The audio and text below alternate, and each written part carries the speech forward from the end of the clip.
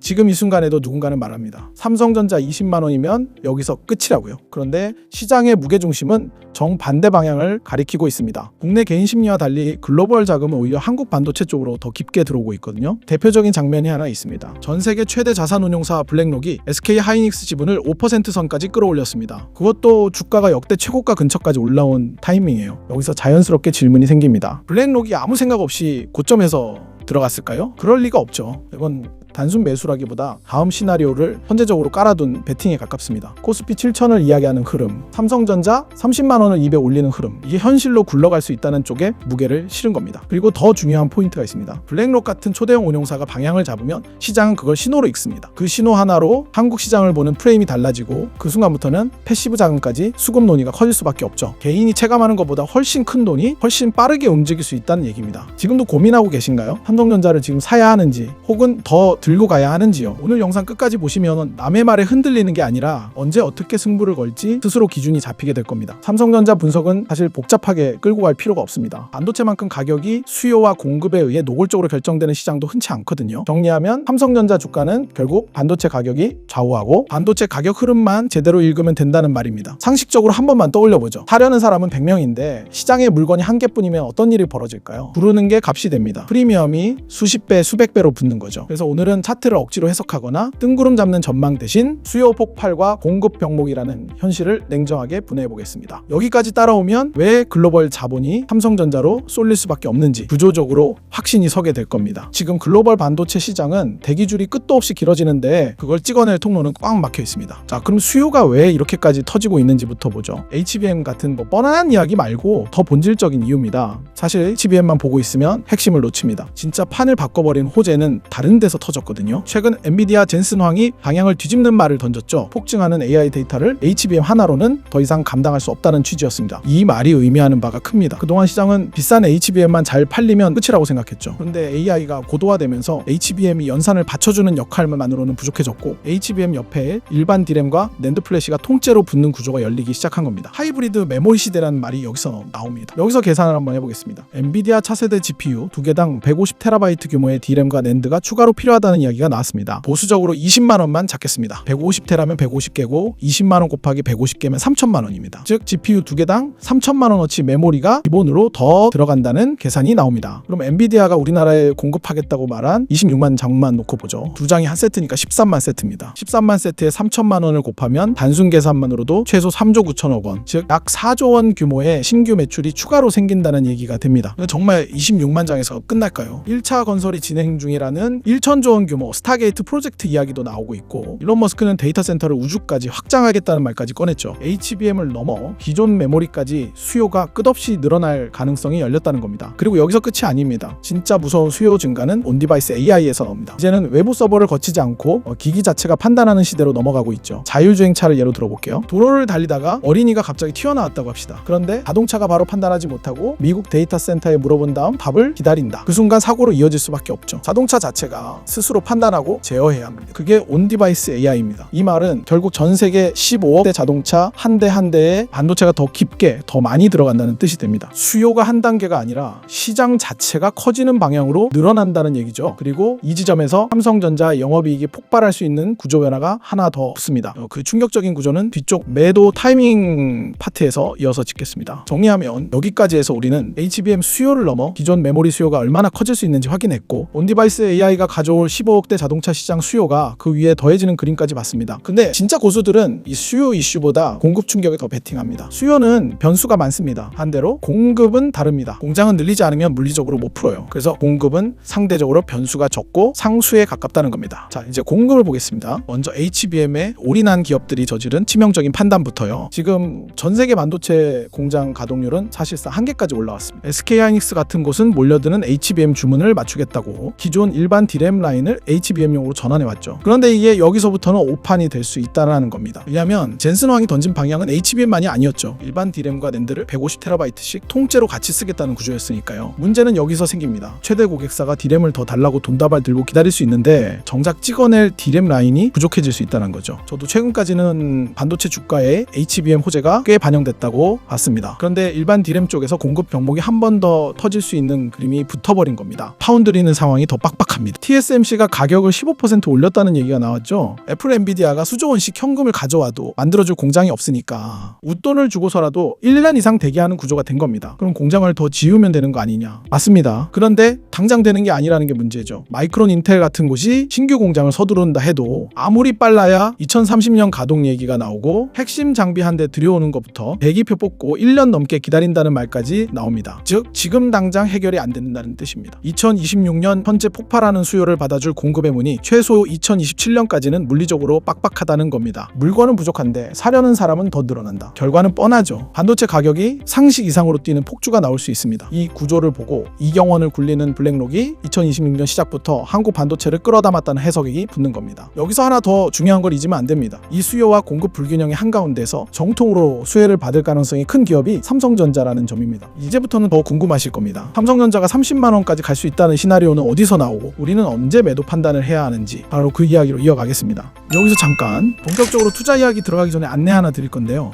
우리 소중한 구독자분들을 위해 3개월 릴레이 스페셜 프로젝트를 진행 중입니다. 3개월 동안 릴레이 방식으로 한 종목씩 소개해드리고 있는 프로젝트인데 소개해드린 종목이 제가 분석한 적정 가격에 도달 시 새로운 종목을 바로 또 소개해드리는 방식이죠. 100% 무료로 이렇게 종목명, 적정 가격, 비중, 핵심 포인트 자료까지 자세히 받아보실 수 있습니다. 물론 종목 추천은 아닙니다. 어디까지나 제 개인 매매를 위해서 분석한 내용을 소개해드리는 건데 구독자분들을 모시기 위한 프로젝트라 구독 버튼 먼저 눌러주셔야 받을 수 있습니다. 여기 제 개인 번호 010-3418-9765로 프로라고 두 글자만 지금 바로 문자 보내주시면 자동 신청됩니다. 그리고 영상 아래쪽 설명란 더보기를 누르시고 신청 링크를 클릭하시면 편하게 문자 보낼 수 있게도 해놨으니 편히 신청하시고요. 선착순 300명 한정이니 서두르셔야 합니다. 자, 그럼 지금부터 구체적인 투자 이야기를 말씀드릴 텐데요. 시작 전에 노파심에 딱 한 말씀만 드립니다. 지금부터 소개하는 종목은 제 개인적인 분석일 뿐 무조건적인 수익을 보장하거나 매수 추천을 하는 게 아닙니다. 모든 투자에는 위험이 따르고 시장은 언제든 변할 수 있다는 점 우리 현명한 구독자님들은 다들 아시죠? 이 점 분명히 인지하셨으리라 믿고 바로 삼성전자를 왜 투자해야 하는지 설명 들어가겠습니다. 블랙록 같은 글로벌 자금이 왜 30만원 시나리오에 베팅할 수 있느냐 세 가지로 정리해 보겠습니다. 첫째, 삼성의 D램 독식 구도입니다. 경쟁사는 HBM에 몰입하면서 일반 D램 라인이 줄어들었습니다. 그런데 삼성은 세계에서 가장 큰 캐파를 갖고 있고 HBM을 돌리면서도 일반 D램과 낸드를 같이 찍어낼 여지가 있는 쪽입니다. 경쟁사가 공장 부족으로 150TB급 주문을 놓칠 때 그 물량과 마진이 삼성으로 몰릴 수 있다는 겁니다. 둘째, 온디바이스 AI 시대가 오면서 매년 15조 원씩 뜯기던 구조가 뒤집힐 수 있다는 얘기입니다. 그동안 삼성은 스마트폰 AP를 위해 퀄컴에 연간 15조 원에 가까운 로열티를 지불해왔다는 말이 있었죠. 그런데 삼성이 독자 개발한 엑시노스 2600이 판을 흔든다는 평가가 나옵니다.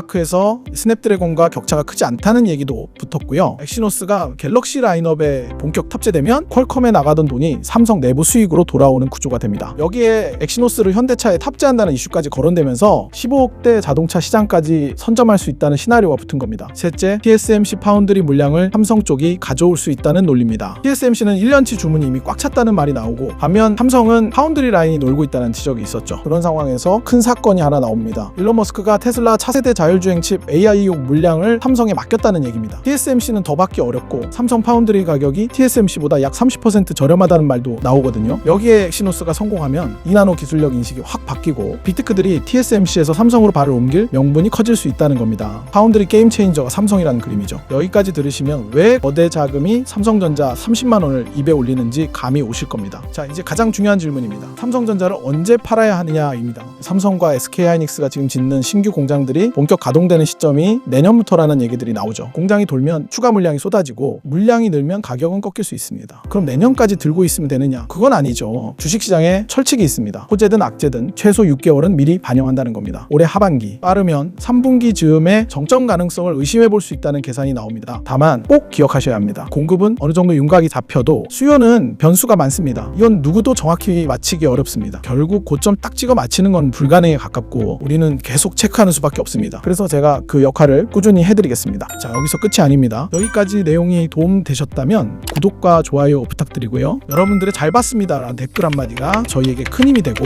구체적으로 어떤 부분이 좋았는지 의견 남겨주시면 앞으로 더 좋은 영상을 제작하는 데 큰 도움이 됩니다. 그리고 여기 이 번호 설명란 링크를 통해서 3개월 스페셜 릴레이 프로젝트 신청 아직 못하신 분들은 지금 바로 신청하시고요. 저는 그럼 다음 시간에 더 좋은 내용으로 찾아뵙겠습니다. 지금까지 김민욱이었습니다. 끝까지 시청해주셔서 고맙습니다.